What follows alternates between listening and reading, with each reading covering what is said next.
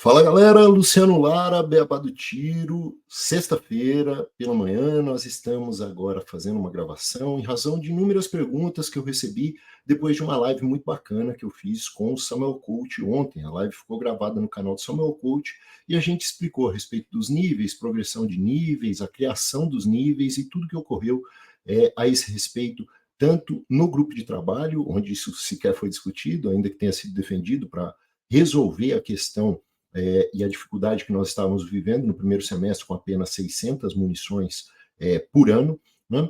E também nós falamos a respeito do que são os níveis, o que significam, representam os níveis e qual era a intenção do governo ao estabelecer os níveis, bem como registramos a dificuldade de interpretação da legislação. E uma das primeiras perguntas dos espectadores do Samuel Coach a respeito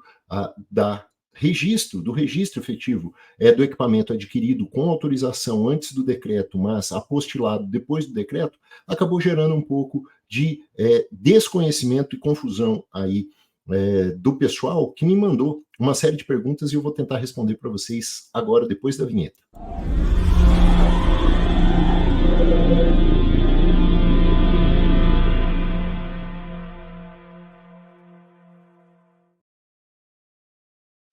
Vamos lá então, pessoal. Nós vamos tratar aqui com vocês a respeito da previsão do decreto, da previsão da portaria e explicar o que está sendo a confusão de muita gente aí a respeito dos níveis, mais uma vez, confusão a respeito dos níveis e entendimento do que são os níveis, né?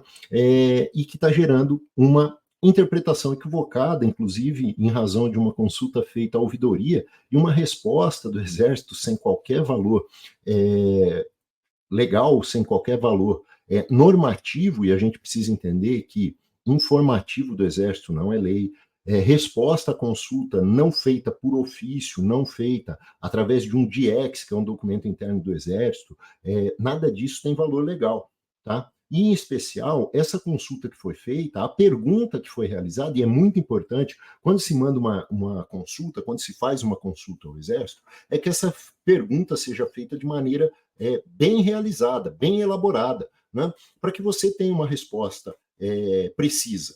Tá? Uma coisa que a gente aprende com os anos de prática, eu tenho 20 anos de promotor de justiça, 3 anos antes disso como advogado, né, 5 anos de faculdade de Direito, o que a gente aprende com a prática, né, infelizmente isso sequer é ensinado nos bancos acadêmicos, né, na faculdade, é que você não pergunta o que você não sabe a resposta.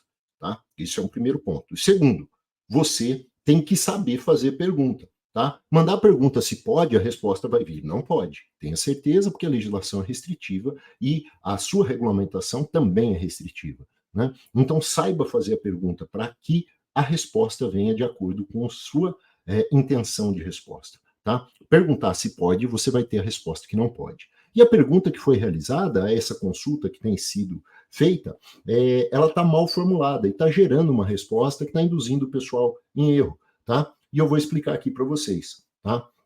O decreto ele estabelece que, no artigo 79, ressalva que os pedidos de autorização de compra de equipamentos restritos que tenham sido realizados antes do decreto, inclusive antes do decreto 11.366, portanto, em 2022, todos eles estariam ressalvados e com 90 dias de prazo para sua efetivação.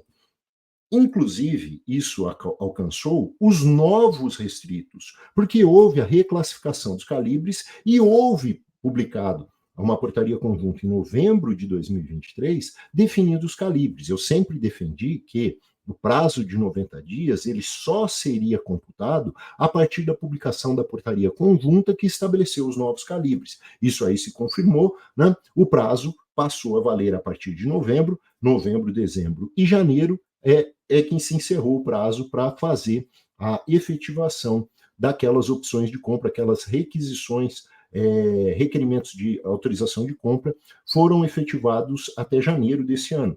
Tudo bem? Isso aí era tranquilo, isso aí a gente vinha defendendo, isso aí está nos vídeos que nós já gravamos a esse respeito. Agora, está gerando uma confusão muito grande. Ontem, ao falar isso, e eu achei que isso aí era muito tranquilo, o pessoal não entendeu, teve um rapaz até que foi bem deselegante ali comigo no chat, né? E de hater a gente servindo um biscoitinho, né? A gente dá uma moralzinha, mas tanto faz. A gente vai trazer aqui uma explicação exatamente de como isso funciona, tá? O artigo 79 diz: o proprietário que tiver adquirido a arma de fogo considerada restrita nos termos do disposto nesse decreto, né, restrito antigo ou restrito novo, poderá com ele permanecer e adquirir munições correspondentes.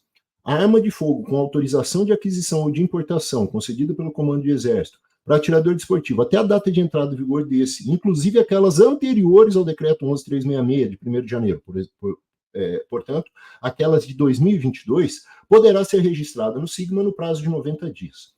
O que está dizendo aqui o artigo 79? E aí a pergunta mal feita acaba induzindo em erro pessoal. Ele está dizendo que, a partir do momento em que houve a publicação do novo decreto e houve a reclassificação dos calibres, a aquisição de calibres restritos só pode ser feita por atirador nível 3. Na publicação do decreto, ninguém era nível 3. Ninguém tinha sequer previsto os requisitos estabelecidos para se alcançar o nível 3. Então, naquele momento, ninguém poderia adquirir restritos. Nem mesmo as forças de segurança, nem mesmo as forças armadas, ninguém, nem os seus integrantes, poderiam adquirir restritos. Mas ressalvou: quem tem restritos e os novos restritos, permanece com eles e pode comprar munições. E mais, quem tem autorização de compra pode fazer a confirmação dessa compra considerando a nota fiscal expedida, tá? Quem já tinha a autorização de compra e nota fiscal expedida, teve a informação de que isso aí foi garantido, tá? Quem tinha autorização de compra e ainda não tinha efetivado a expedição da nota fiscal, ganhou 90 dias para fazê-lo, inclusive aquelas autorizações de compra do ano de 2022, inclusive, tá? Tudo isso pode ser aproveitado apenas e tão somente para dizer que, mesmo não sendo nível 3, você poderia adquirir sendo nível 1 e poderia manter o nível 1 para ter o seu equipamento garantido e ter a sua munição disponibilizada para a utilização desse equipamento. Foi só isso que disse esse artigo e essa regulamentação. A portaria também vai no mesmo sentido. Deixa eu colocar aqui para vocês a portaria 166, que estabelece o seguinte, só para tirar a confusão. Certificado de registro da arma de fogo. O CRAF das armas de fogo terá validade de 3 anos. Na hipótese, ele decidirá o prazo de validade. Deixa eu só tirar aqui do prazo, que não é essa parte que eu quero mostrar para vocês. O que eu quero trazer para vocês efetivamente aqui é do registro. E é aqui que está o problema. A aquisição das armas de fogo por entidades de tiro dá-se da seguinte maneira, artigo 71, que traz a regra geral. Emissão do CRAF e entrega da arma. O recebimento do CRAF e da arma de fogo pelo adquirente caracteriza a conclusão do processo de aquisição. Quando veio o decreto, ele já trouxe para a gente, nessa reclassificação de calibres e estabelecimento de níveis, que somente calibres restritos seriam adquiríveis por quem é nível 3 ou força de segurança e membros das Forças Armadas. Os militares do Exército e da Marinha já têm a portaria definindo as suas aquisições, os membros das Forças de Segurança ainda não. Então, não podem adquirir restritos. Excepcionou-se a aquisição daqueles que já tinham autorização. E essa autorização é só para a confirmação da compra, mesmo não sendo nível 3. E é só isso que está excepcionado. O que está dizendo a portaria, ilegalmente, o que está dizendo a portaria como inovação odiosa do direito, porque em direito administrativo, como eu expliquei ontem no vídeo com o Samuel, na live com o Samuel Coach, é previsto o princípio do tempus regit actum. O tempo do ato é que determina qual que é a legislação que vai ser aplicada. Se você tem um pedido de autorização de compra, não é nota fiscal, não é autorização de compra. Se você tem um requerimento, um pedido de autorização de compra protocolado, e você naquele momento preenche os requisitos, aquilo é que deveria ser considerado. Ainda que a aquisição seja um ato complexo, um procedimento complexo, que engloba vários atos sucessivos, o que estabelece a leitura determinado pelo direito administrativo, pelo princípio da legalidade, é o tempo regis actum. Só que veio a portaria e disse, não, para a aquisição de arma de fogo, o processo se completa com a entrega do CRAF, mostro novamente, e da arma de fogo, conclusão do processo de aquisição. Então, considera adquirido com esse ato. Então, todas as armas que foram adquiridas com autorizações de compras anteriores, notas fiscais anteriores ou posteriores, tanto faz, mas cujo registro, cujo apostilamento, cuja expedição do CRAF e entrega da arma se deu posterior ao decreto, elas não estão ressalvadas no 79 quanto à renovação do CRAF. Elas estão garantidas única e exclusivamente como você é o proprietário do equipamento e você pode utilizar o equipamento, porque você adquiriu com a regra do 79. É só isso. Agora, outra questão que não tem nada a ver com isso é a regra de renovação do CRAF, pessoal. Essa confusão que está sendo feita não está sendo perguntada nessa consulta que tem tido a resposta da ouvidoria de que está sendo aplicada a regra do 79. Sim, está sendo aplicada a regra do 79 para você ter a propriedade desse equipamento e de você utilizar esse equipamento, comprando munições e o usando efetivamente. Não está sendo perguntado, e se a questão for para renovar o CRAF, o CR, para renovar o CR, eu tendo apostilado essa arma depois do decreto, eu tenho que ser nível 3? A resposta será sim, você tem que ser nível 3. A orientação que eu estou dando é, seja nível 3 para garantir esse equipamento.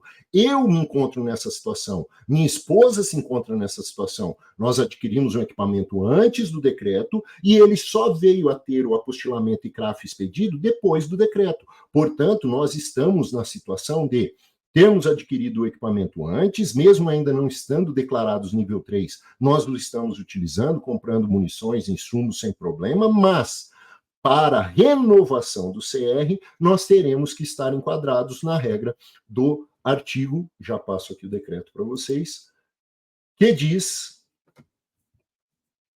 que para renovação,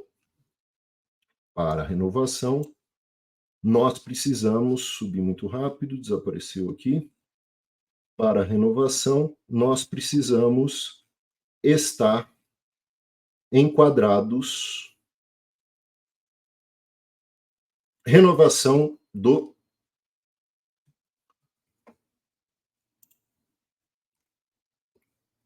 deixa eu acertar aqui, renovação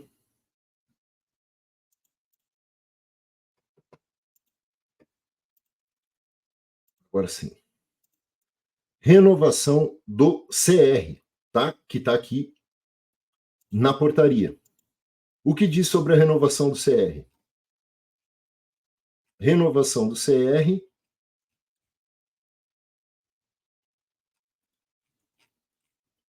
ele apresenta que, para a renovação do CR, nós precisamos, deixa eu pegar o destaque aqui, nós precisamos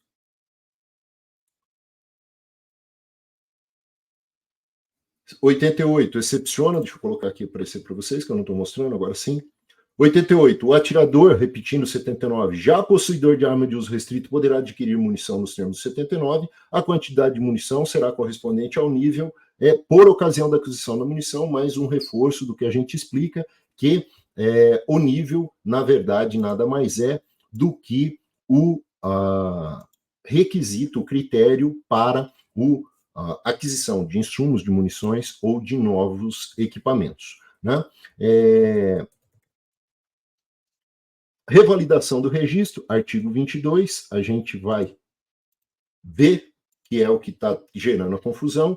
Na revalidação do registro, nós temos o parágrafo 11, que diz: o atirador desportivo que possuir armas em quantidade superior à permitida para o seu nível comprovado, por ocasião da revalidação, deverá adequar o seu acervo à quantidade permitida para o nível, ressalvadas as armas adquiridas anteriormente à publicação do decreto caput do 79. Adquiridas antes, quando que conclui a aquisição?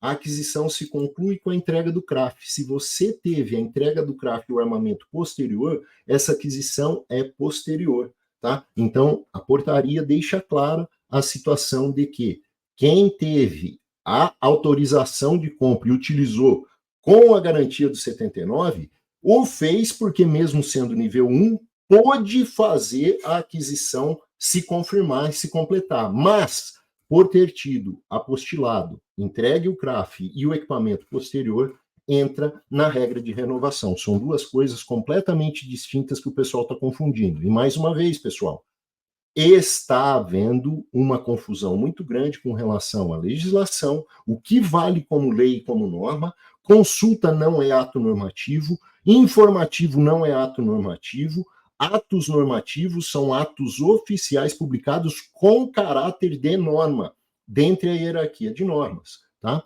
Mais que isso, pessoal, a gente estuda 5 anos numa faculdade de Direito para começar a entender sobre legislação. A gente faz pós-graduação, a gente faz mestrado, a gente faz especialização, né? E o pessoal está achando que ler um artigo isolado sem ter conhecimento de direito, sem saber de hermenêutica e de interpretação sistêmica da legislação, que sabe fazer interpretação de lei. Não é à toa que tem advogados que sequer se dispõem a estar mexendo com legislação de armas, porque o assunto é muito específico.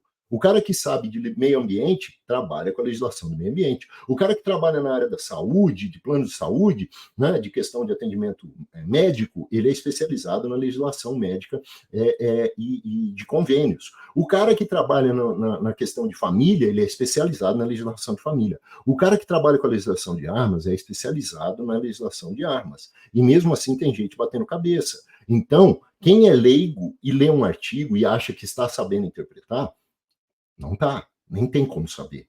Mas o pior que isso, quando você faz uma consulta pela ouvidoria, você não sabe sequer quem está respondendo. Esse ato não está assinado, esse ato não tem nenhuma informação de quem sequer avaliou e analisou para fazer a resposta. Pode ter sido um estagiário que mandou aquilo.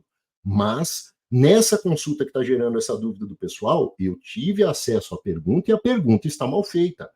O melhor professor de direito, quando perguntado sobre um tema, a resposta que ele tem que dar sempre é: depende. Depende da forma com que está sendo realizado, depende da forma com que está sendo interpretado, depende da forma que vai ser vista a questão. Depende da forma com que você fez a pergunta para a ouvidoria, a sua resposta vai vir de uma maneira ou de outra. A pergunta mal feita, se está ressalvado pelo 79, está ressalvado pelo 79, é óbvio, mas está garantida a renovação do CR como sendo arma? Isso não foi perguntado. Como sendo arma de uso restrito de aquisição nova? Não foi perguntado isso, e a resposta não veio nesse sentido, tá? Para garantia, e também por isso, não só por isso, a gente explica na comunidade 357 o porquê que nós temos que nos garantir por segurança, para ter maior segurança jurídica nesse ambiente completamente inseguro, que é a lei de armas no Brasil, que estejamos nível 3 para renovação dos CRs. Ah, Lara, mas está muito confuso. Pessoal, quem fez o decreto não falou de renovação do CR e falou de renovação do CRAF, não sabendo a diferença de CRAF para CR. Foi se falar de renovação do CR somente na portaria, o que é absurdo, o que é uma excrescência. Não existe o principal ser tratado numa portaria e não estar no decreto. O decreto não fala de validade do CR, então não podia a portaria tratar diferente do que já estava sendo tratado. Tá? Não pode a portaria mudar o princípio administrativo e dizer que o tempo regit actum não é aplicável, mas disse, e é isso que vai ser utilizado. Tá? Todas essas ilegalidades são mais do que conhecidas, mas infelizmente é o que a gente tem para hoje. Tudo bem? Espero ter esclarecido esse ponto. Eu espero que o pessoal que estava falando bobagem lá no chat tenha um mínimo de decência de ao menos prestar atenção aqui na aula, de graça, que a gente está dando aqui, tá? E quem quiser aprender mais, esteja com a gente na comunidade 357, onde a gente explica pormenorizadamente tudo isso para o leigo, tá? Temos advogados, temos promotores, temos juízes, temos delegados lá conosco na comunidade 357, porque o assunto é muito técnico e mesmo os aplicadores do direito têm que estar conosco para desenvolver o conhecimento e estar com quem tem experiência e aplica isso há mais de 20 anos, efetivamente tenha como dividir a informação melhor para o cidadão e para garantir a continuidade das nossas atividades. Beleza? Espero vocês lá na comunidade. tá aqui o link, lucianoaro.com.br/comunidade, espero vocês por lá, aulas todas as segundas-feiras, mais de 80 horas de conteúdo já disponível, né? E condição da gente, fora das redes abertas, de estar tratando dos assuntos com mais profundidade, mais a fundo. Beleza? Valeu, pessoal!